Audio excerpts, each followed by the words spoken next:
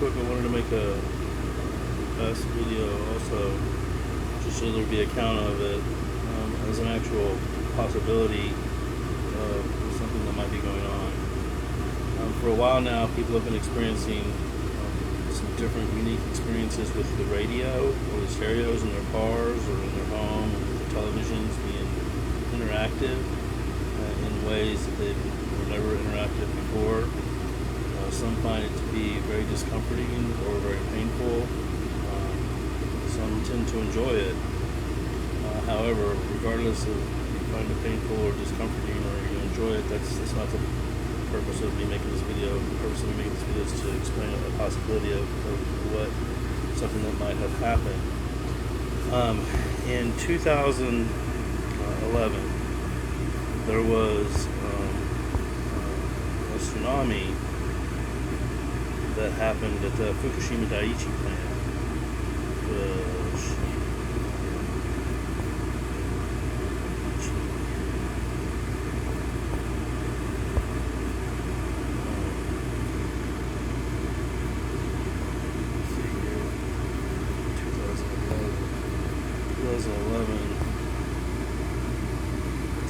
Fukushima Daiichi was in Fukushima, Japan. Fukushima Daiichi. Fukushima Daiichi.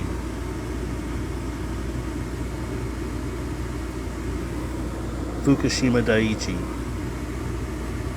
Oh, so I guess it's not going to pull it up with me doing a voice command while I'm making a video. Anyway, let me see if I can type Fukushima disaster.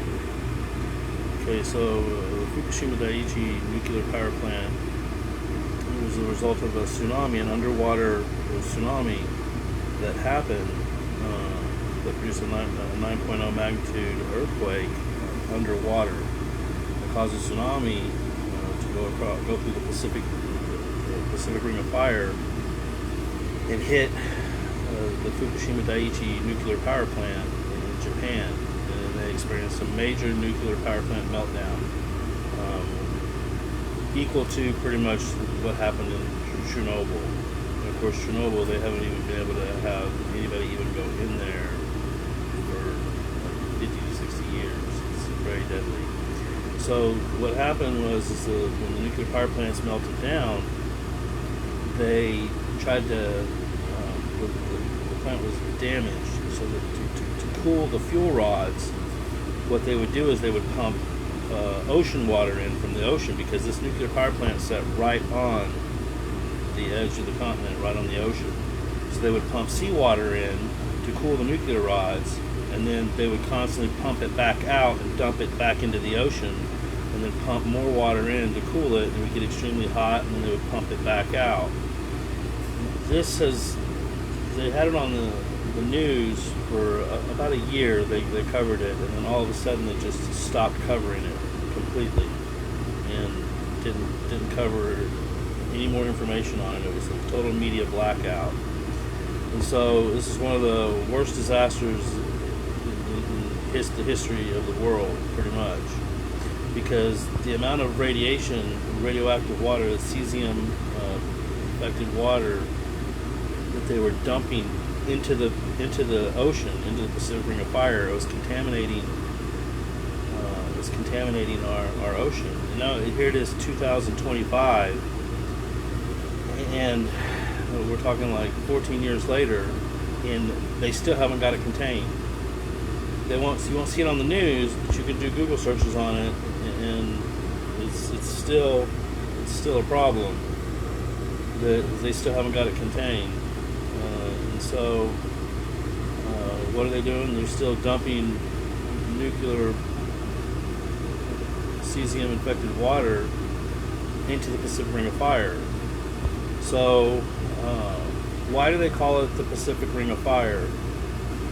I think there's a high probability that there's a race of beings that are very similar to like mermaids or mermen.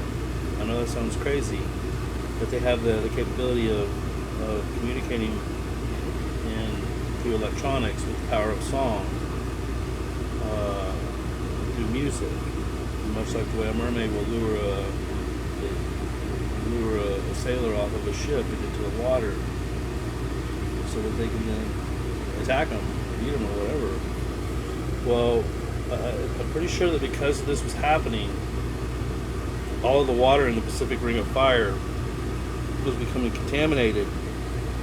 They had no choice but to either the government figure out a way to relocate these people, this race of beings, to somewhere else, or they were going to come on land. And some of them, I think, did in fact start coming on land.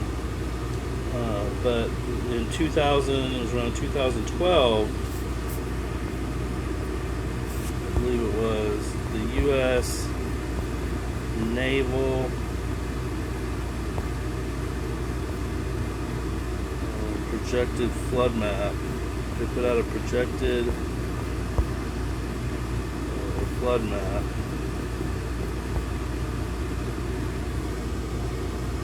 For the United States, okay, of areas that they were estimating could potentially be completely underwater within a few years. Okay, so they put out a projected flood map, and this is a good one right here that demonstrates the possibilities of places that were going to be underwater. Now, when they say underwater, I think that what they were alluding to was this race of beings coming on land,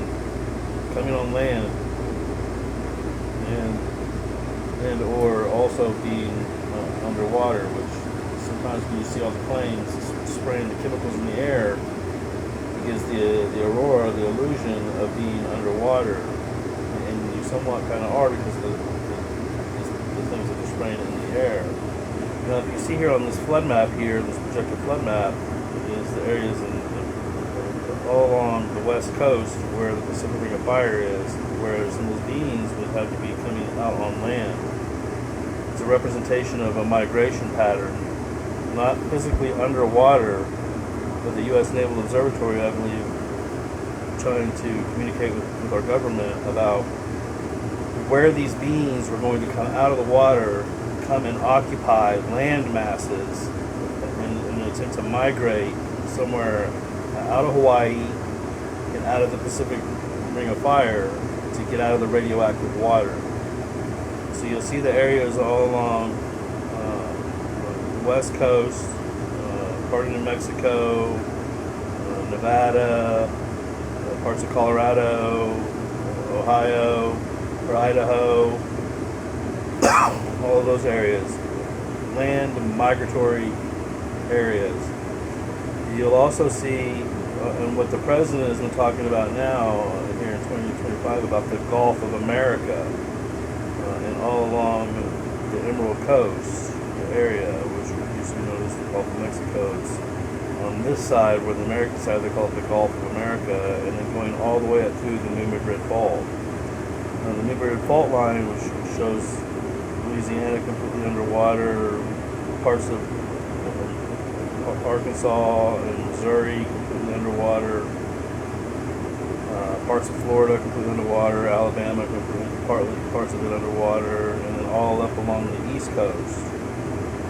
Now, people say, why are you putting out this projected flood map? They were talking about, well, in the event if there was another megaquake, like the one that took out the Fukushima Daiichi plant, if there was a mega earthquake that happened on land, such as with the New Madrid Fault line, which runs right up along this flooding area that you see that's occurring up through the middle of the United States here, coming up through Louisiana and Arkansas, Missouri, Tennessee, all that area right there. That's where the New Madrid Fault line is, which is one of the largest fault lines that runs through the country. If there was a megaquake that was to happen, a mega earthquake, it could potentially split the country in half and actually physically put that region of the country completely underwater. They said if a megaquake happened there or on the San Andreas fault line, which is on the west coast where California is, these are all areas that could be projected to be completely underwater. I believe what they were saying was that in the event that there's a megaquake that happens on land, yes, there could physically be underwater. But I think what they're also talking about is code talk, about a race of beings that is coming out of the Pacific Ring of Fire because of contaminated cesium positive radioactive water being constantly dumped into the ocean from the Fukushima Daiichi disaster. It's contaminating the Pacific Ring of Fire. So these beings can't stay underwater. They've got to come out of water or be relocated somewhere else, such as the Gulf of America region, Gulf of America or the East Coast. And then, of course, they have the capability of being able to come out and onto land, showing the migratory patterns and migratory possibilities of where they might be migrating to. This was projected in 2012, within a year after the Fukushima Daiichi disaster happened in Japan. The Naval Observatory put out this the map of future America, showing what the new coastlines would be.